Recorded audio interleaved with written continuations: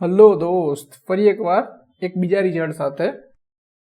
હમણાં 24 જૂન 2024ના રોજ એક એક્ઝામ હતી, selection post graduation level SSC staff selection commission conduct કરાવે છે. એ એક્ઝામ મેં આપી. એ એક્ઝામમાં આટલા માર્ક્સ થયા મારા 162.5. પણ મોસ્ટ ઇમ્પોર્ટન્ટ ચીઝ કે 60 મિનિટનું પેપર હતું. 60 મિનિટમાંથી 35 મિનિટની અંદર મેં આખું પેપર પૂરું કરી દીધું. માં રીઝનિંગની અંદર 25માંથી 25, મેથ્સની વાત કરીશ 25માંથી 23, ઇંગ્લિશમાં 25માંથી 24, અને જે બે ક્વેશ્ચન ખોટા પડ્યા મેથ્સમાં એ સિલી મિસ્ટેક. તો આ દેખાડીને હું શું પ્રૂવ કરવા માંગુ છું? મારું રિઝલ્ટ દેખાડીને તો મારું રિઝલ્ટ દેખાડ્યું. જો આ સિલેક્શન પોસ્ટનું રિઝલ્ટ મારું થયું મેથ્સ રીઝનિંગનું 48 માર્ક્સ 50માંથી. એ પહેલાં સીસીની એક્ઝામ હતી, એમાં મારા 88 સુધી માર્ક્સ થઈ જશે, 88 પ્લસ સુધી આઉટ ઓફ 100. એ પહેલાં સીજીની એક્ઝામની અંદર મેં મેથ્સ રીઝનિંગમાં 48, 49 out of 50, 49 out of 50 score કરેલો છે.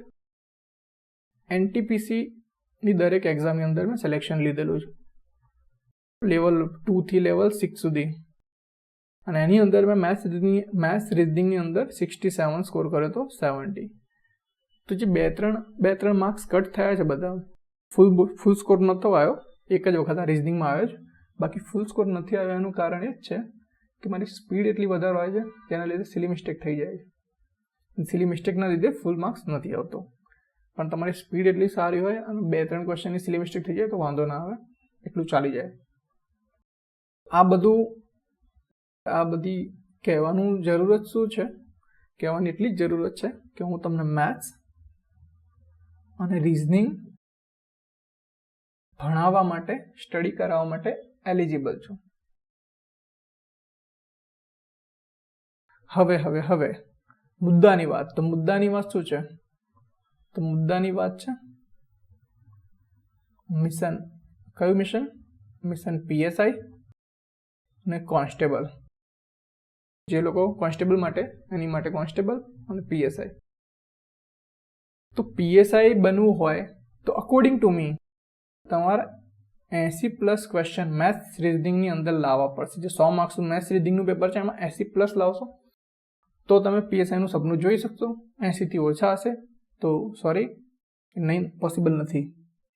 હવે થોડા લોકોને થોડું મજા નહીં આવે કે 80થી નીચે પોસિબલ કેમ નથી, તો હું રીઝન આપીશ. એનું રીઝન છે કે એની સીટ્સ આઈ થિંક 472 સીટ્સ છે પીએસઆઈની.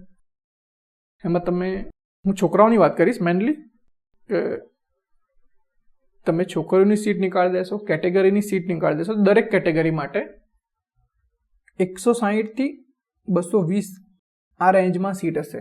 એ ઓપન હોય, ઈડબ્લ્યુએસ હોય, ઓબીસી, એસસી એસટી. તો હવે શું? તો તમારે એટલી વસ્તુ માઇન્ડમાં રાખવાની કે તમે ટોપ 200માં, ટોપ 300માં આવશો ને તો તમને જોબ મળશે. બાકી તમને જોબ મળવાનો કોઈ ચાન્સ નથી. ટોપ 200-300માં આવવું હોય તો 80+ માર્ક્સ મેથ્સ રીઝનિંગની અંદર લાવવા પડશે. એનું રીઝન છે કે જીએસની અંદર 85 થી 90 સ્કોર બહુ બધા કરશે. જેની 1 વર્ષની તૈયારી છે બધા કરશે. એટલા માટે મેથ્સ રીઝનિંગ થોડું એજ લઈ શકશો તમે. અને કોન્સ્ટેબલની હું વાત કરું, એમાં સીટ થોડી વધારે હશે તો થોડું બેનિફિટ રહેશે. તો બી according to me safe side 60+ લાવશો તો સેફ થઈ જશો. અને 65 અમુક જે હોશિયાર હશે મેથ્સમાં 70, 75+ એ બધા ફાઇનલ સીટ કરી દેશે, એટલા આવી જશે. તો હવે આની માટે કરવું શું છે? તો હવે આની માટે એ કરીશું કે હું આ ચેનલ ઉપર રેગ્યુલરલી જ્યારે બી ટાઈમ મળશે ત્યારે મેથ્સ અને રીઝનિંગની 20 ક્વેશ્ચનવાળી એક વિડીયો અપલોડ કરીશ જ્યારે ટાઈમ મળશે.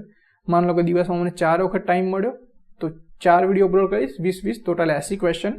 અને 6 વખત મળ્યો તો ટોટલ 120 ક્વેશ્ચન. એ રીતે અપલોડ કરીશ. એક વિડીયો મેથ્સનો હશે, એક વિડીયો રીઝનિંગનો હશે. આ રીતે અપલોડ કરીશ. અને મારો ટાર્ગેટ એક્ઝામ જે 6-8 મહિના પછી થશે, પીએસઆઈની અથવા કોન્સ્ટેબલની એક્ઝામ 6-8 મહિના પછી થશે, ત્યાં સુધી અપલોડ કરવાનો હશે. તો ટોટલ ત્યાં સુધી મારી 10,000 પ્લસ યા તો 15,000 પ્લસ ક્વેશ્ચનવાળી વિડીયો તૈયાર થઈ જશે. એટલે ટોટલ આટલા ક્વેશ્ચન કરી લેશો અને અકોર્ડિંગ ટુ મી જો તમે આટલા ક્વેશ્ચન કરશો વિડીયોમાં પ્લસ મારી સાથે પ્રેક્ટિસ કરશો રેગ્યુલર 50-100 ક્વેશ્ચનની વધારે નહીં, તો તમને PSIની અંદર 80 માર્ક્સ લાવતા અને કોન્સ્ટેબલની અંદર 60+ લાવતા કોઈ નહીં રોકી શકે. એક વસ્તુ તમારી ક્લિયર થઈ જશે. અને હું માનું છું ત્યાં સુધી તમારે કોઈ ક્લાસ યા કોઈ પેઇડ લેક્ચર ક્યાંય બી અટેન્ડ કરવાની અત્યારે જરૂર નથી. અને એ પછી તો હવે પછી જે લોકો મારી જોડે જોડાવા માગતા હોય, કન્ટિન્યુ રહેવા માગતા હોય, એમની માટે રેગ્યુલર 20 ક્વેશ્ચનની મલ્ટિપલ વિડીયો અપલોડ થશે. 4 વિડીયો 5 વિડીયો અપલોડ કરી શકું, 2 3 કેટલી બી. તો રેગ્યુલર રહેજો, પ્રેક્ટિસ કરજો, થઈ જશે. Thank you.